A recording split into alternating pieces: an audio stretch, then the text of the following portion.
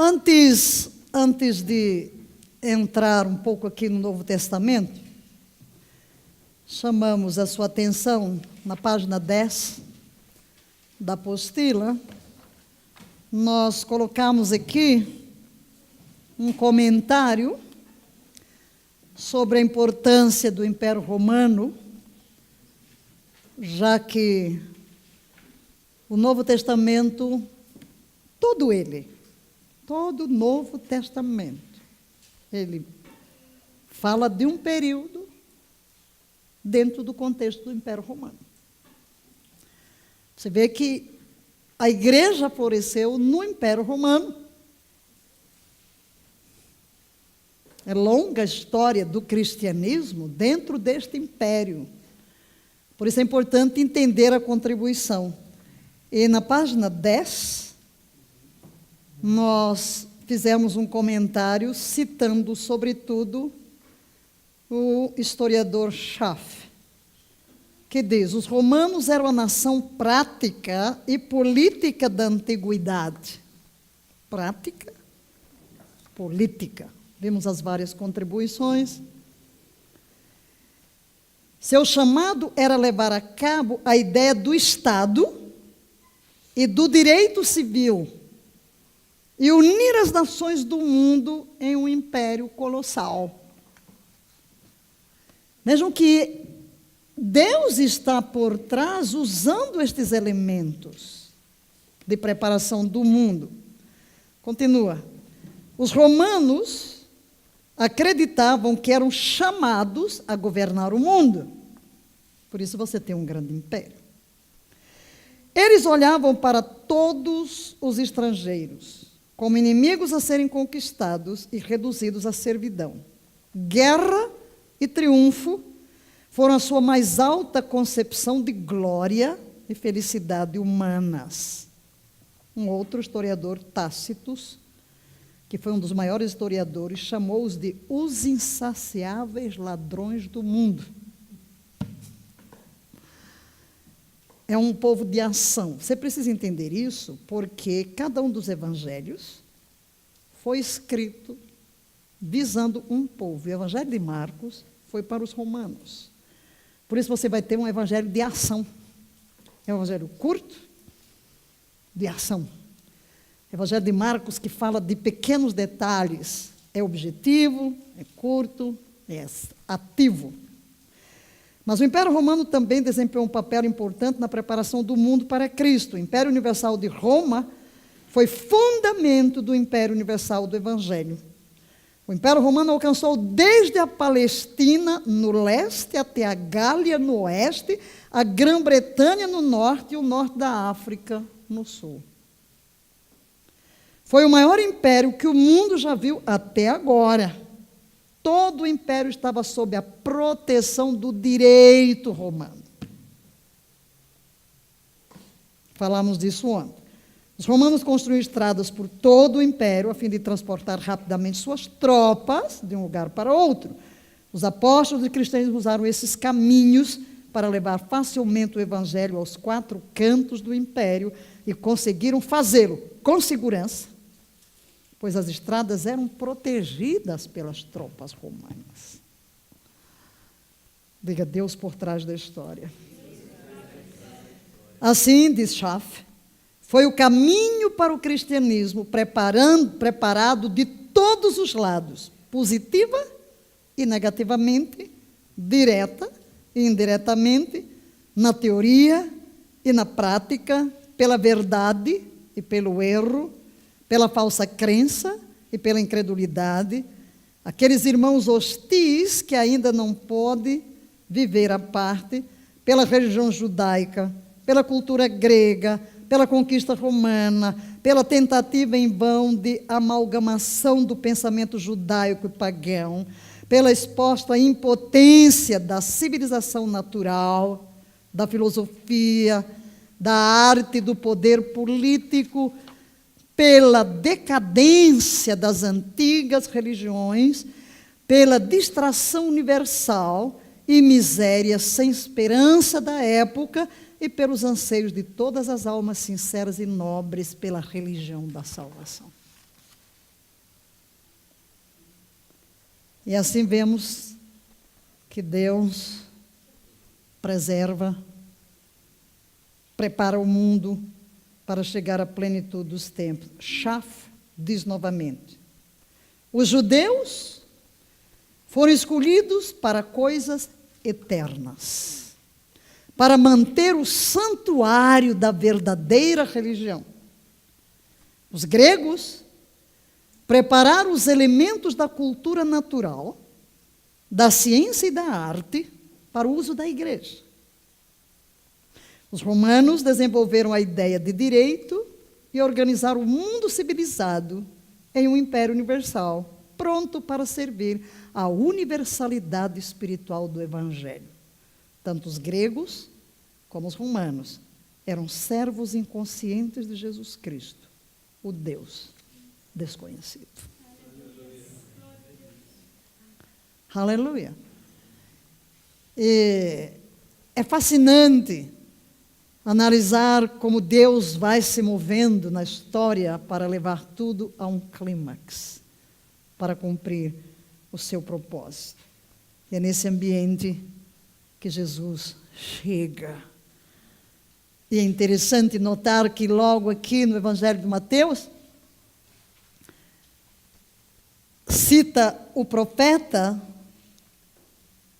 aquele que andava em trevas. Aqueles que andavam em trevas, né? Viu uma grande luz. E aos que jaziam na região da sombra da morte, a estes, a luz raiou. Havia um cansaço político, religioso, moral. E assim todos, o mundo estava preparado para algo novo, para uma esperança.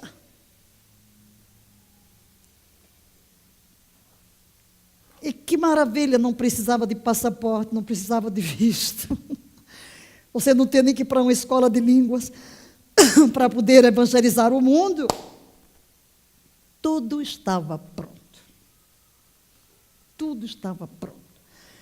E quando você olha para o mapa, que vamos dizer, é o mapa dos dias de Jesus, o mundo está centrado aqui, à volta. É um mundo pequeno, que dá para circular a pé, que dá para circular com barco, né? Embora leve um pouco de tempo, mas não é uma extensão tão grande.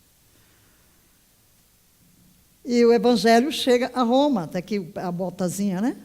Roma está ao centro, né? Ao centro do mundo, Roma. Aqui está, né?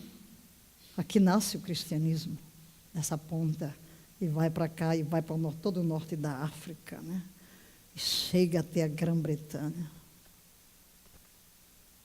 Porque aqui está o Império Grego. Paulo fala que está querendo ir à Espanha. Olha aqui, Portugal, Espanha, por aqui. Então, o Evangelho circula por todo esse caminho, a Ásia Menor está toda por aqui. No fim do primeiro século, queridos, fim do primeiro século, 10% de todo o Império Romano era cristão. E 50% da Ásia Menor. Extraordinário, não? Extraordinário. Realmente extraordinário. Agora, chegando ao Novo Testamento, é uma resenha, claro. Olhando para Mateus, Marcos e Lucas, esses são chamados os evangelhos sinóticos. O que está dentro de Marcos, ele está bastante contido em Mateus e Lucas, mas Lucas é o evangelho que contém mais relatos exclusivos. Por exemplo, ninguém nos contou a história da concepção de Jesus, a não ser Lucas. Toda aquela história de João Batista, a história do anjo cântico de Maria, a profecia de Zacarias, a visita de Jesus ao templo, é de Lucas. Quem fala do ministério das mulheres não fosse Lucas, a gente não sabia que as mulheres andavam com Jesus. Lucas não é judeu. Por isso não tinha tanto preconceito, não é? Em relação às mulheres. É o evangelho que vai falar da oração. Por quê? Porque Lucas é um médico e ele diz que ele fez uma investigação acurada. Pergunto-lhes, vocês acham que Maria vivia contando a história da concepção de Jesus? Para e pense. Por que ela não ia falar disso? Complicado. O povo ia crer?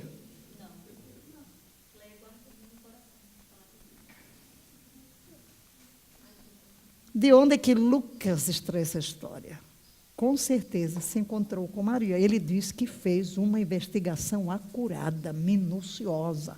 Ele é um historiador. Aqui está a mente de um historiador. Os outros evangelhos, você tem aqui o evangelista, que vai contar o que ele viu. Agora, esse aqui, que vem de fora, ele quer investigar. E como ele tem uma mente de historiador, ele tem uma mente educada, os apóstolos não eram pessoas letradas, né? O próprio Sinédrio disse, uau, de onde é que vem essa...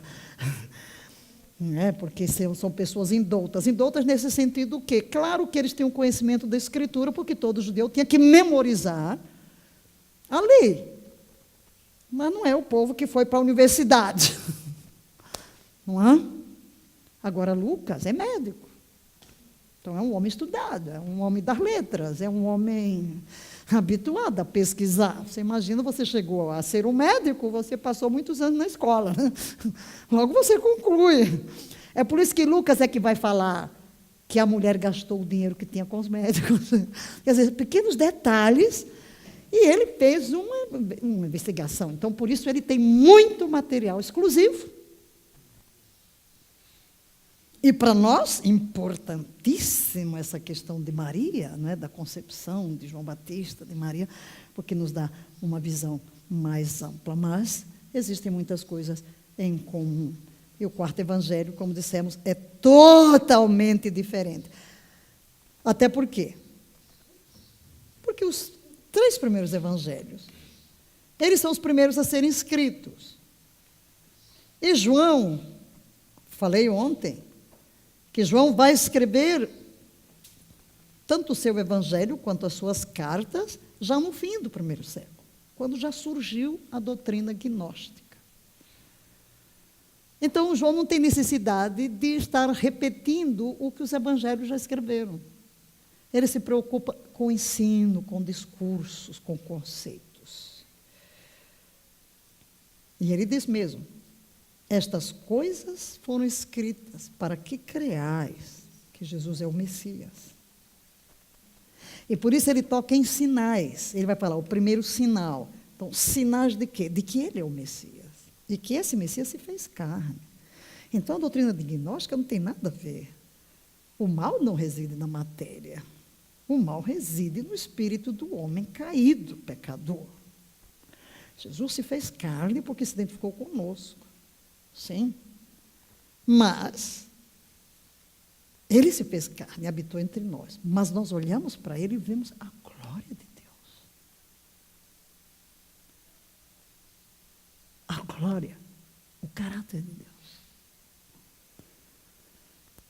Vemos a glória de Deus. Nele estava a glória. Você pega o evangelho, né? É tão diferente dos outros. Vai contar a história de Nicodemos, novo nascimento, e vai. São ensinos tão profundos e que grande ensino do Espírito Santo nos capítulos 14, 15, 16. Maravilha, maravilha.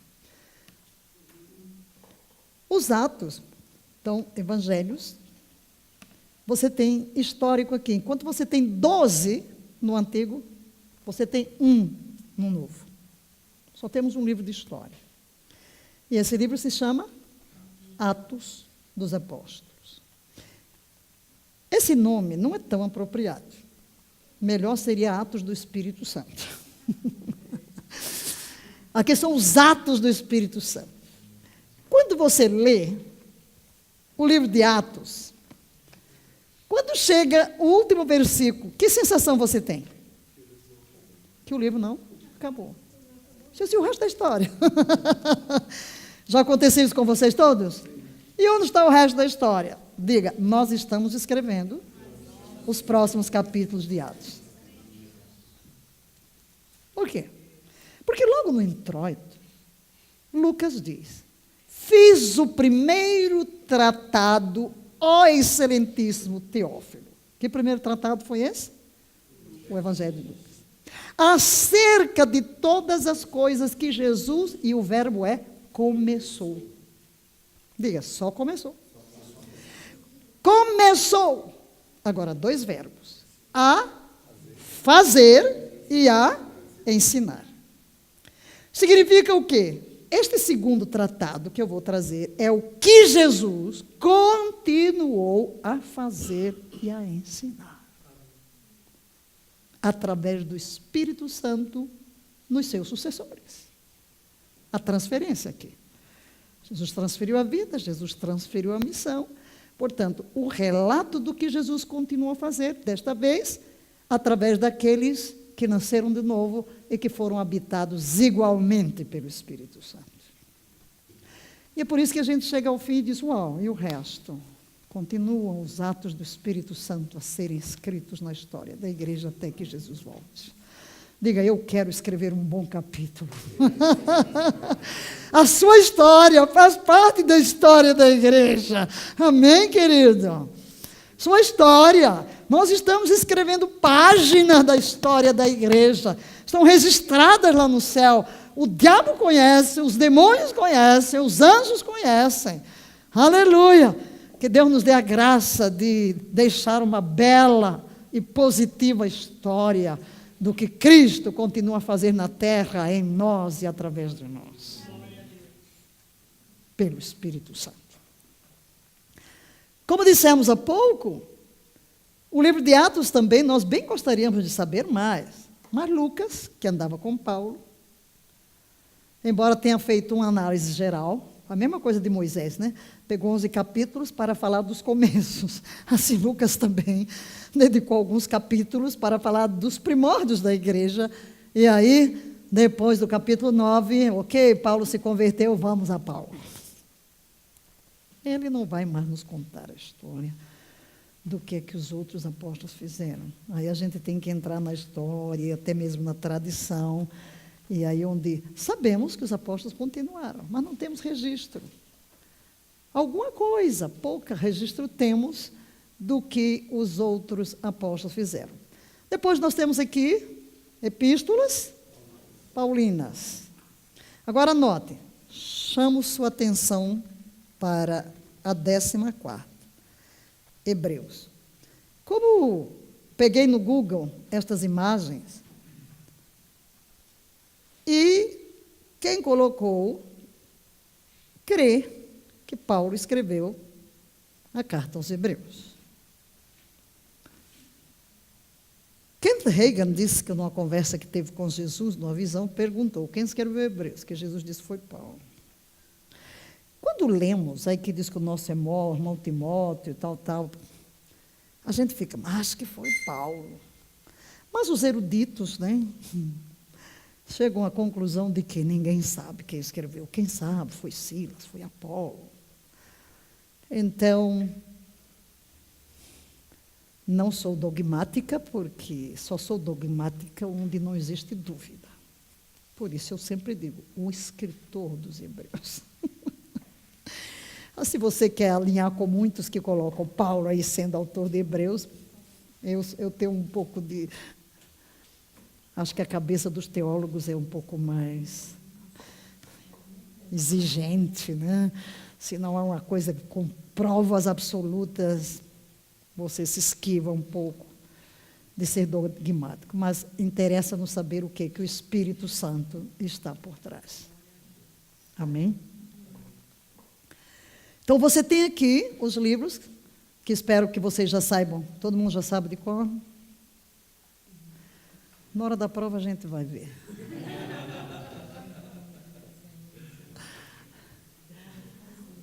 Agora aqui também você tem 3 grupos casados. Não estão também na ordem cronológica. Já sabem que os hebreus não tinham a mentalidade ocidental influenciada pelos gregos, que trouxeram a lógica. E, infelizmente, a lógica entrou na teologia. O grego, o raciocínio grego entrou nas escolas teológicas ao ponto de se dizer que a filosofia é a mãe da teologia. E eu sempre tive uma briga com os filósofos. Desses desmiolados. Porque a nossa cultura ocidental é influenciada por uns desmiolados de personalidades desestruturadas. Quando você começa a estudar a vida de cada um desses filósofos, meu Senhor da glória, como é que a nossa cultura foi influenciada por esse pensamento, por esse raciocínio, por esse tipo de lógica. E, inclusive, muita gente, quando vai para um seminário bem tradicional, chega crente e sai incrédulo. Porque você só se aproxima da Bíblia a partir da lógica. E a lógica é uma das matérias, não faz parte do nosso currículo. Que queremos questionar tudo, né? Essa nossa mentalidade, tudo questiona. Não é bem assim. Não é bem. Mas eu comecei meu ministério nesse Brasil gritando: a Bíblia quer dizer o que ela diz. A Bíblia quer dizer o que ela diz. Então, essa foi a minha guerra desde o começo. A Bíblia quer dizer o que ela diz.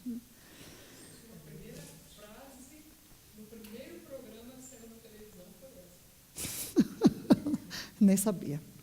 A Bíblia quer dizer o que ela diz.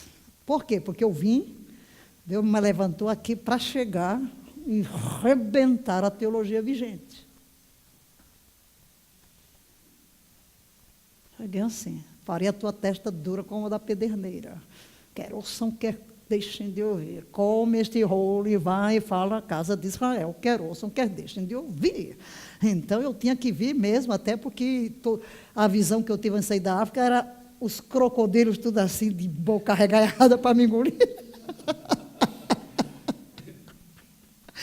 Mas na visão eu fazia dos crocodilos a ponte, conseguia atravessar e chegar do outro lado, né? Sobrevivi. Enfim.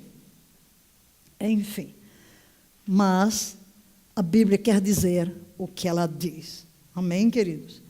Então, precisamos entender, ok, as cartas foram escritas, na sua maioria, para resolver problemas.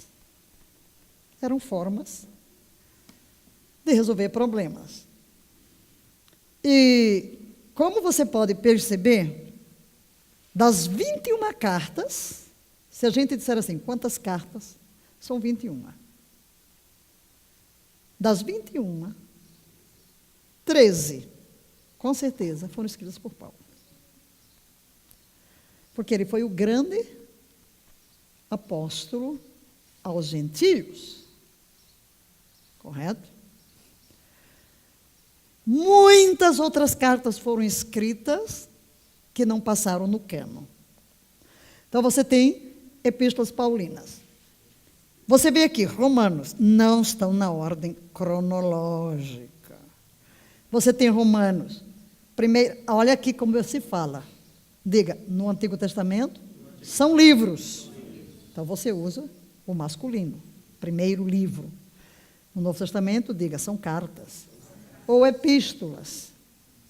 Não é pistola. Epístola. Cartas. Não, é porque a gente escuta às vezes, né? Os bichinhos que não entendem muito, né? A pistola de... pistola de Filemon. Aqui é carta dirigida a e carta de. Tem de e tem a. Então, as primeiras, como vocês estão vendo, Coríntios, é o povo que estava na cidade de Corinto. Então, é carta aos Primeira, você fala assim, primeira aos. Você omite a palavra carta se quiser omitir, mas não pode mudar aí. É primeira aos Coríntios, segunda aos Coríntios. Depois, Tessalônica. O Tessalônica, você também está dirigindo aos. Primeira aos Tessalonicenses, aos crentes de Tessalônica. Segunda. Primeira e segunda a. Aqui é dirigida a pessoas. As anteriores é a igreja. Tito, só tem uma. Filemão. É a carta A. Então, Paulo escreve a igrejas e escreve a pessoas. O livro de Hebreus, que não sabemos com certeza quem é o autor, é especificamente dirigido aos cristãos hebreus. É um povo exclusivo, é uma carta fantástica. É uma teologia densa, maravilhosa, sobre a supremacia do sacerdócio de Cristo. Comparando o sacerdócio levítico e o sacerdócio de Cristo. Os sacrifícios do sistema levítico sacerdotal e o sacrifício de Cristo. O sangue de cordeiros, o sangue de Cristo. Então, é exatamente para aquela mente treinada. As demais não, você tem aqui o mundo gentílico. Agora, a carta aos Hebreus é verdadeiramente um tratado sobre a supremacia do ministério de Cristo, do sacerdócio de Cristo e do sacrifício único, exclusivo, uma vez por todas. Magnífico. Magnífico. Por isso é que a gente fica pensando, acho que foi, Paulo. Mas chegar lá no céu, a gente pergunta. O Kent Reagan disse que teve uma visão de Cristo, mas como você falar de uma visão de experiência pessoal não é garantia suficiente. De nada. Não é? A nossa experiência não é a base. A gente tem que pesquisar um pouco mais, né? Aí vem aí, né? Isso não é científico. Isso não é científico. Você tem... Não sei se a nossa cabeça também aqui, né? Todos nós, querendo ou não querendo, nós crescemos nessa cultura. Nós temos uma forma de pensar. Não é? Nós temos uma forma. O hebreu está lá preocupado. Se ele contou uma coisa hoje, ele põe aqui, a coisa aconteceu há 1000 anos, e ele já joga aqui, e depois joga uma... Nossa cabeça quer o quê? Nós queremos a coisa na ordem. Não é assim? É a forma, porque nós fomos formados nesse modo. Eu escuto alguma coisa, na mesma hora, eu não tenho que pensar, minha cabeça organiza. Porque você foi treinado a organizar as coisas, né? Não é por isso que eu criei essa matéria? Por isso eu criei essa matéria, para jogar onde é que onde estão os profetas, onde está aqui, para você ter uma visão de arrumação. Ok? Quando eu ler a Bíblia, eu vou saber, estou lendo esse profeta. Esse estava lá no reino tal. Aí, quando ele profetizou fulano, quando você voltar a ler, sua cabeça vai, olha aqui, no reinado de fulano, olha o profeta, eu já vi isso, olha onde é que ele estava, dentro da história, em que época, esse livro está aqui no fim, gente, Abacuque por aqui, eu vou jogar lá, aí você vai jogar dentro da história, por quê? Porque a sua cabeça funciona assim, vamos arrumando, nossa cultura. Então, por isso que você tem que entender que o hebreu é diferente. Não está preocupado com isso, né? Mas tudo bem. O importante é que você creia. Depois você tem as epístolas gerais, que aqui, vejam que os escritores do Novo Testamento não são muitos. Nos evangelhos você tem quem? Mateus, que é apóstolo. Você tem Marcos. Entre os eruditos, a conclusão é que Marcos é a versão do apóstolo Pedro. Aí você tem Lucas, que não é apóstolo, não é judeu, mas é apostólico. E você tem? Só que João não ficou aqui. Lucas não ficou aqui. Ele escreveu mais um. E João escreveu mais 4. Okay? Agora aqui estão cartas menores. Primeira, Tiago. Quem é esse Tiago? Irmão de Jesus. Temos 2 irmãos de Jesus aqui. Quem é o outro? Judas. Aí você tem o apóstolo Pedro escrevendo 2 cartas. E você tem o apóstolo João escrevendo 3 cartinhas. A primeira maior. E ele sempre diz, estas coisas foram escritas para quê? Ele sempre tem um propósito. Correto? E temos um livro profético. Qual é o livro profético? A palavra Apocalipse veio para a nossa língua aqui, não sei por que razão, porque Apocalipse significa revelação. Não tinha nada que trazer o grego para cá, para português. Quando você vê em inglês, Revelation, traduziu. Então, Apocalipse não faz parte da nossa linguagem, não. Claro, a gente fala apocalíptico porque veio do grego, mas aqui significa a revelação de Jesus Cristo. Aqui você tem o quadro completo. Okay? Vamos a uma visão geral, comece a ver o todo. Você tem livros históricos. Você tem evangelhos, você tem sinóticos, você tem... Ok. Mas então aqui,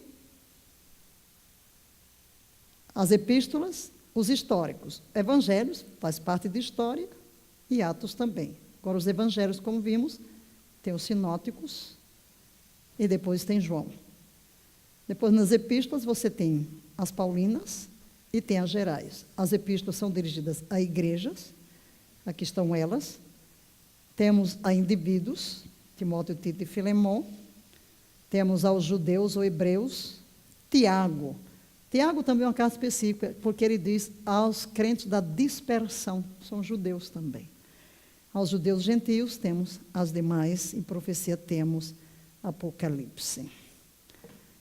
Ok? E aqui você tem a Bíblia toda arrumadinha. Biblos.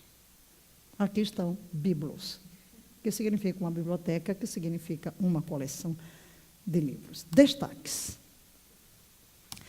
Vou fazer alguns destaques. Evangelhos sinóticos. Aqui está o quadro. O quadro do que você encontra em cada um. Não se preocupe se estiver... não está pequeno, está maravilhoso. Está maravilhoso, mas depois eu vou trazer mais. Você tem, por cores percentuais, só em Marcos, a cor, Marcos é aquele lilás. Deixa eu destrinchar isso aqui. Marcos, eu volto. Marcos é o lilás, que é um documento que se diz que é de onde extraiu Mateus. É um documento que Mateus teria escrito com seus apontamentos. Então, vamos o quê? O Evangelho de Marcos tem uma parte que está no Evangelho de Mateus, esse pedacinho. Do que está esse aqui.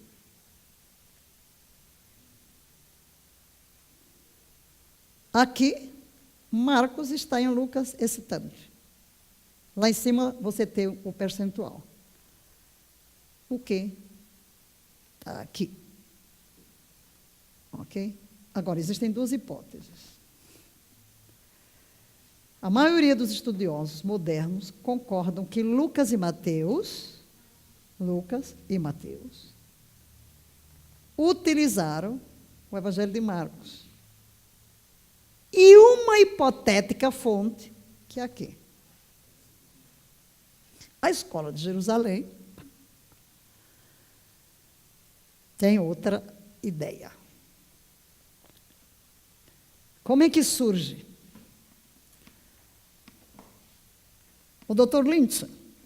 Lindsay um pastor e teólogo batista, foi para a Palestina nos anos 30 e começou uma igreja batista ali, pensando em estrangeiros que falavam inglês. Mas começaram a vir pessoas que falavam hebraico. E ele teve uma preocupação com esse povo que falava hebraico. Era uma congregação pequena. E ele resolveu traduzir o Evangelho de Marcos para o hebraico.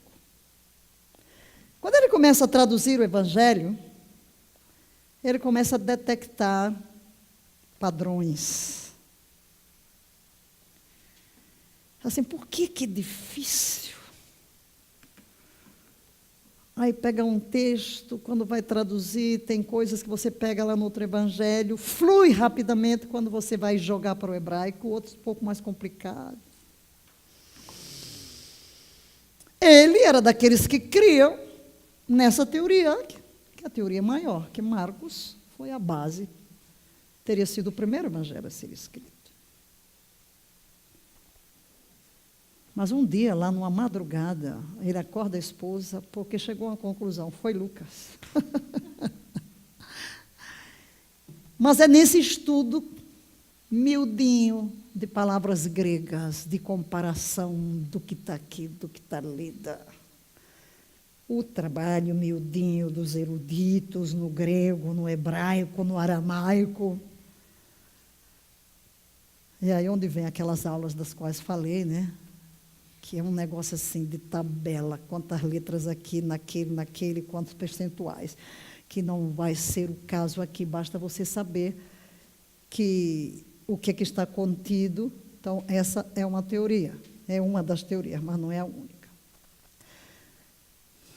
O que é que vamos... Deixa-me voltar essa imagem aqui, porque aqui você tem percentual. Okay? Então, você tem só em Lucas...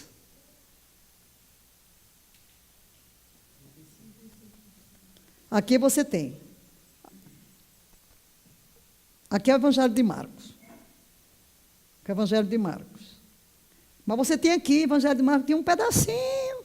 De onde? De Mateus. Grande omissão de Lucas. Está aqui. Marcos. Porque ele tem pouquinho fora, e ele está nos outros, é que se pensou. Aí ele foi primeiro e os outros consultaram. Só em Marcos e Lucas. Aí você tem os percentuais. Fonte Q. A fonte Q tem aqui, mas não tem Marcos. Só em Mateus você tem 20%. Só em Lucas você tem 35%. Só em Marcos. Mas é maravilhoso quando a gente estuda os quatro. Que não estão na mesma ordem. Por quê? Cada evangelista tem a sua forma de ver. Então, também você não tem as coisas em ordem histórica. Tem um evangelista que achou que, ok, eu vou registrar primeiro esse fato, depois eu vou registrar outro. E também você vai ver pequenos detalhes, não presta atenção a um detalhe. Porque, veja só, inclusive, existe, já foi um grande advogado no passado, analisando tudo isso, disse que essa divergência, ela é extremamente positiva. Porque se você for a um julgamento, e aqui temos advogados, e as testemunhas todas contarem uma história exatamente igual, você vai desconfiar de quê? Que eles combinaram. Que eles combinaram. Por quê? Qual é o normal da história? 10 pessoas presenciam um evento. E cada uma vai escrever sobre ele. O que você vai descobrir? Cada um tem uma ótica, cada um tem um modo de ver. É a mesma coisa que a gente encontra. Portanto, essa diversidade atesta mais a sua autenticidade. A autenticidade das Escrituras. Por quê? Deus não despersonalizou os escritores. Vem a inspiração do Espírito Santo, mas cada escritor tem a liberdade de apresentar. Então, olhando para ele, olha a história do jovem rico. E Marcos é o dono disso, porque Marcos escreveu para os romanos. Então, ele se preocupa com coisas de ação, para impressionar os romanos. Olhando Jesus, indignou-se. Olhando Jesus, o amou. Então, pequenas reações. Detalhes. Não há que há uma contradição. O que há é formas de você ver o mesmo ocorrido. Então, aqui você tem, a maioria dos estudiosos, aqui você pode ver Marcos inteirinho, que duas fontes. Então, de Marcos você tem essa fatia em Mateus, você tem essa fatia azul desse documento que ninguém sabe qual é, e esse verdinho é único. Em Lucas você tem essa fatia de Marcos, você tem essa fatia do que e você tem essa exclusiva. Então, é o maior que tem. Muito bem, vamos agora gravar para quem foi escrito, quem o autor tinha em mente quando escreveu o Evangelho. Mateus? Olha a preocupação de Mateus. Começa com genealogia e depois ele vai pegando as profecias no Velho Testamento. Isto aconteceu para que se cumprisse o que fora dito pelo profeta. Isto aconteceu para o que for... Ele está falando para os judeus. Então, ele está provando, a partir das escrituras hebraicas, que Jesus é o cumprimento das profecias. Então, Mateus tem esse cuidado. Okay? Interpreta os acontecimentos dentro da profecia do Antigo Testamento. Aí você vai entender por que ele faz esse tipo de análise. A expressão, veja, para que se cumprisse, aparece 17 vezes no Evangelho. É provar por A mais B que Jesus veio em cumprimento às profecias do Antigo Testamento. Marcos, escrito para os romanos. Este livro caracteriza por quê? Diga, frases curtas, objetivas e com muita ação. É o romano. Frases curtas, objetivas e ação. Lucas, muito interessante, escrito para quem? Os gregos. Interessado a uma pessoa. É extraordinário. Eu acho extraordinário Lucas.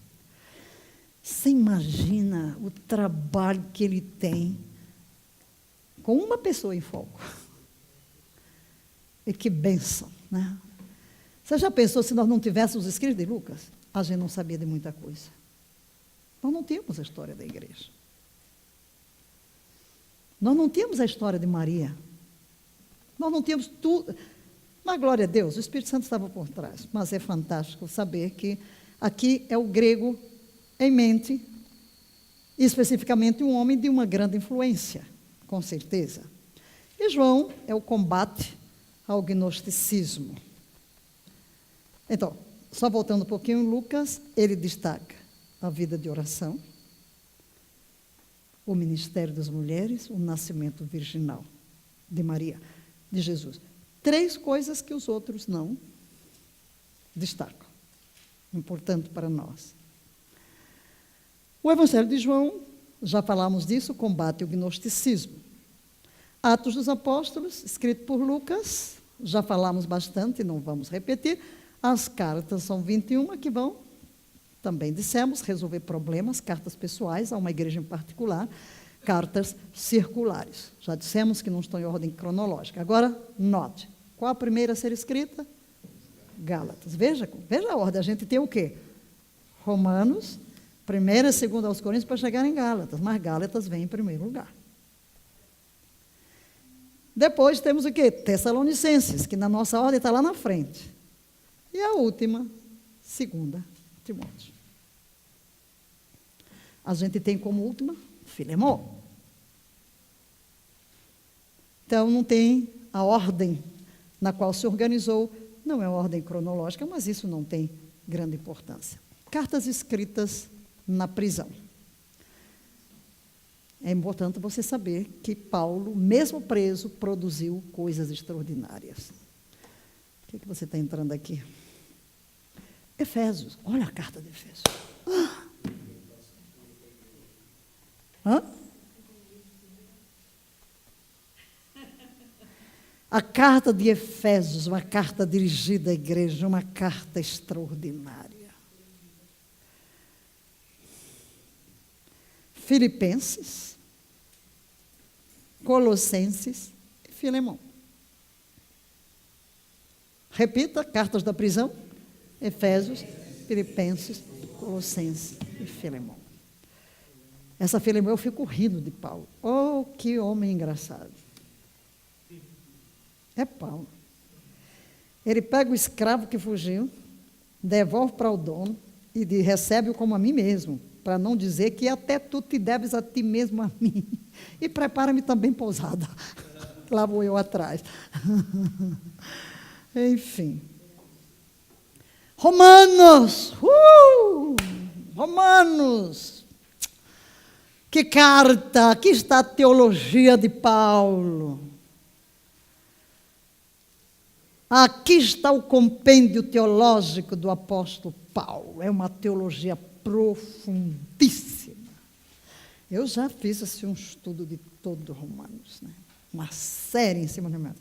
Quem sabe um dia desses eu vou começar uma série em Romanos. É muito profundo Romanos. Realmente Paulo se esmerou. Esta carta é uma exposição do evangelho que Paulo pregava e os assuntos das outras cartas estão mencionados dentro dela. Então, quem quer estudar a teologia paulina, pegue Romanos. Tem pano para manga. E é considerado o evangelho de Paulo, né? Efésios, a grande carta para a igreja. É a carta do Cristo, amou a igreja e a si mesmo se entregou por ela, para apresentá-la a si mesmo, igreja gloriosa, sem mancha, nem ruga, nem defeito algum, santa e irrepreensível. 1 Coríntios foi escrita a uma igreja que atravessava muitos problemas.